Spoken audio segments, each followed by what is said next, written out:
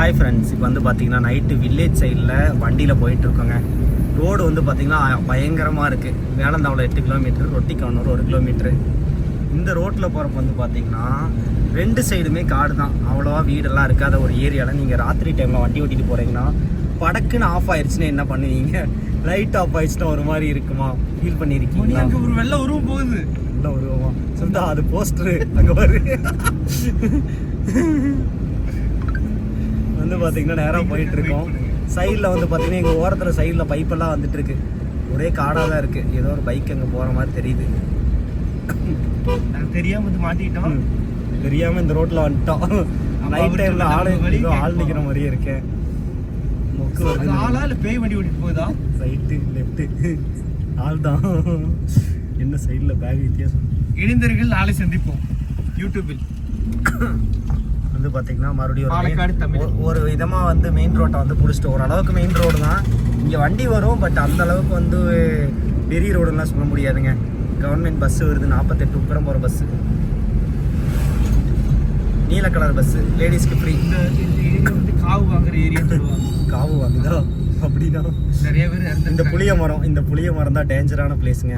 அது போக இங்கே போட்டு வச்சிருக்க ஹம்பு இருக்குல்ல, 4 பேர் டேஞ்சர் பண்ணிக்கிறாங்க. மணி 4 பேர் சைடா.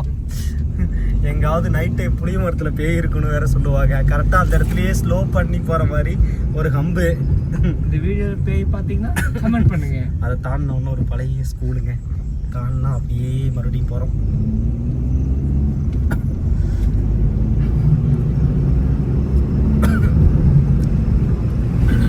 நைட் டைமில் ட்ராவல் பண்ணியிருக்கீங்களா? திகிலான இடத்த பார்த்துருக்கீங்களா?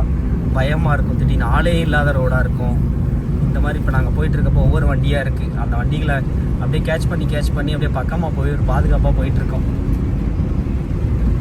இந்த ஏரியா பேர் வீரப்பனூருங்க. நைட் நேரம் பேயில் அளவு வருதுன்னு சொல்கிறாங்க.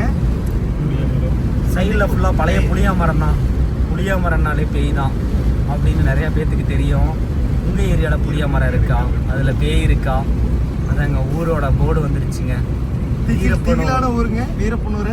சுற்றி இங்கே ஃபுல்லாக வந்து பார்த்திங்கன்னா நிறைய வேப்ப மரம் இருந்தது. இது புளிய மரம் இருந்துச்சாகவும் புளிய மரத்தையெல்லாம் வந்து வெட்டிட்டாங்க.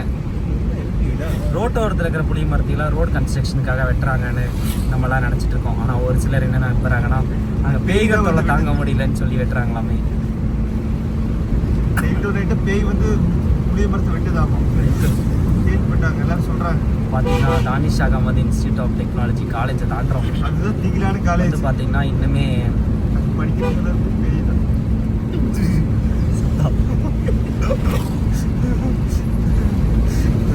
அவர் அங்கே தான் படிச்சிருந்தாரு, அதனால அப்படி சொல்லிட்டாரு. மக்களே இதுக்கு எங்களுக்கு சம்மந்தம் இல்லை.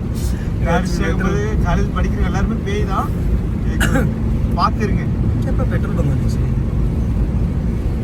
பார்த்தீங்கன்னா பனைமரம் ஒரே ஒரு வண்டி சைடில் வந்து வரல. எஸ் ஏரியா விளக்கு தனியாக எரியுது. அந்த பெண்டு நல்ல இங்கே வந்து பார்த்தீங்கன்னா அந்த பெண்டுக்கிட்ட நிறைய ஆக்சிடென்ட் எல்லாம் இருக்குங்க. நைட் டைமில் நமக்கு தெரிஞ்ச ரோட்டில் ஆக்சிடென்ட் ஆன ரோடு, இந்த மாதிரி பயங்கரமான ரோட்லையெல்லாம் போகிறப்ப நமக்கு ஒரு மாதிரி பயமாக இருக்கும். ஆனால் தெரியாத ஊரில் நம்ம எவ்வளவோ வண்டியெல்லாம் ஓட்டுவோம். வண்டி பின்னாடி நம்ம கூட தொடக்கி உட்காந்துருக்கும். அவ்வளோ. ஐயோ யாரோ தொடறாங்க. ஆமாம் வந்து பார்த்தீங்கன்னா மறுபடியும் போயிட்டு இருக்கோம். இதுதான் சுடுகாடு இருக்கு பக்கத்தில்.